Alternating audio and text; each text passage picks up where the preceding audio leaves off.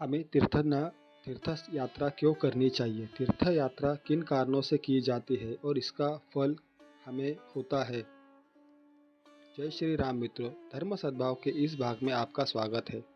तीर्थ यात्रा विभिन्न कारणों से की जाती है, जो अक्सर धार्मिक, आध्यात्मिक और सांस्कृतिक महत्व के गहराई को निहित कर होती है। तीर्थ यात्रा पर जाने के कुछ प्राथमिक उद्देश्य इस प्रकार है। आध्यात्मिक विकास। बहुत से लोग अपने विश्वास या आध्यात्मिकता से गहरा जुड़ाव पाने के लिए तीर्थ यात्रा पर निकलते हैं।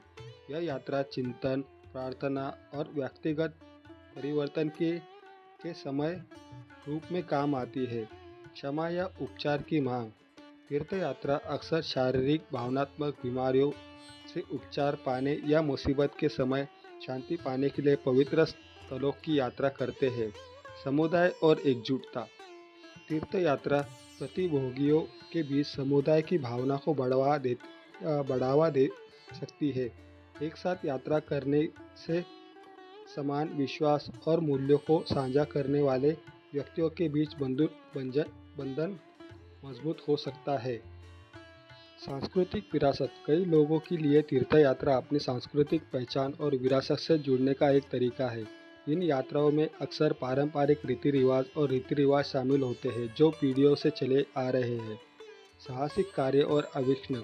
कुछ लोग नई जगहों की यात्रा करने और विभिन्न संस्कृतियों को अनुभव करने के रोमांच से प्रेरित होते हैं, भले ही वे बहुत धार्मिक ना हो। स्मरण। ऐतिहासिक या धार्मिक महत्व के स्थलों की तीर्थ यात्रा अक्सर अतीत के लोगों या घटनाओं का सम्मान करने का एक तरीका है, जो समकालीन विश्वास और व्यवहार पर उनके प्रभाव को दर्शाता है। कुल मिलाकर तीर्थ यात्रा करने के कारण बहुत ही व्यक्तिगत और विभिन्न हो सकते हैं, जो व्यक्ति की मान्यताओं, अनुभव और आकांक्षाओं को दर्शाते हैं। जिसके हाथ सेवा कार्य में लगे हैं, पैर भगवान के स्थानों में जाते हैं, जिसका मन भगवान के चिंतन और संलग्न रहता है, जो कष्ट सहकर भी अपने धर्म का पालन करता है, जिसकी भगवान के कृपा पात्र रूप में कीर्ति है, वही तीर्थ के फल को प्राप्त कर सकता है। स्कंद पुराण। शास्त्रों ने मनुष्य को अपने कल्याण के लिए तीर्थ में जाकर स्नान करने, सत्संग करने, दान करने, धार्मिक अनुष्ठान करने व पवित्र वातावरण में रहने की आज्ञा दी है। तभी पारंपरिक प्रथा अर्थात जिसके द्वारा मनुष्य के पाप मुक्त हो जाए, उसे तीर्थ कहते हैं। जैसे शरीर के कुछ भाग को अत्यंत पवित्र मानते हैं, जैसे कि पृथ्वी के कुछ स्थल को अत्यंत पुण्यमय माने जाते हैं। कहीं पर पृथ्वी के अद्भुत प्रभाव से, कहीं पर पवित्र नदियाँ के होने से, कहीं पर ऋषि मुनियों के तपोभूमि होने से, कहीं भगवान के अवतारों की लीला भूमि होने से वे स्थान पुण्यप्रद होकर तीर्थ स्थान बन जाते हैं। तीर्थ यात्रा या तीर्थ स्नान से नहीं, मन की शुद्धि से मिलता है पुण्य। महाभारत में हुए नरसंहार से दुखी होकर पाप बोध में स्थित पांडवों तीर्थ यात्रा पर निकले। सबसे पहले वे महर्षि व्यास के पास आशीर्वाद लेने गए, उनके आश्रम पर गए। व्यास जी ने खुश होते हुए उन्हें सफलता का आशीर्वाद दिया, साथ ही साथ अपना तुम्बा थमाते हुए बोले, तुम लोग जिस भी तीर्थ में जाओ, इस तुम्बे को पवित्र तीर्थ स्थान कराना और जिस देवालय को दर्शन करो उसका भी दर्शन कराना।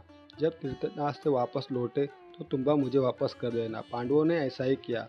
वे वर्षों तक तीर्थ यात्रा करते रहे और लौटने पर व्यास जी के आश्रम जाकर तुम्बा लौटा दिया। व्यास जी ने पांडवों को देखा तो प्रसन्न हुए और तुम्बे को तोड़ा और उसका एक एक टुकड़ा पांडवों को खाने के लिए दिया। व्यास जी ने पांडवों से कहा, इन्हें इतने तीर्थों का स्नान से ये तुम्बा विशिष्ट स्वाद वाला बन गया होगा। तुम्बा पुराना और कड़वा भी। पांडवों ने उसे चखा तो उसके जीभ का स्वाद अप्रिय लगा और उनके गले के नीचे से नहीं उतरा। वे तुम्बे के टुकड़े को गले लगाकर तब व्यास जी ने समझाया, पूरी तरह से शरीर को तीर्थ स्नान कराने के लिए लाभ नहीं मिलता। परिवर्तन स्नान का नहीं, मन का होना चाहिए। पाप के बदले पुण्य कर्म करने की योजना बनाओ, इससे खेत से ग्लानि मिटेगी। स्वामी अखंडानंद सरस्वती जी के प्रवचनों पर आधारित। किसे मिलता है तीर्थ का फल? जिनके दोनों हाथ, पैर और मन काबू में है, अर्थात हाथ सेवा कार्य में लगे और भगवान के स्थान में जाते हैं और मन भगवान में लगा है, जो शास्त्रों पुराणों का अध्ययन करता है, हर प्रकार से संतुष्ट रहने वाला, केंद्रों में रहने वाला, अहंकार रहित, कम खाने वाला, आक्रोशी, श्रद्धावान व शुद्ध कर्म करने वाला वही तीर्थ के फल का भागी होता है। निर्मल मन वाले के लिए सब जगह तीर्थ के समान है। किसे नहीं मिलता तीर्थ का फल।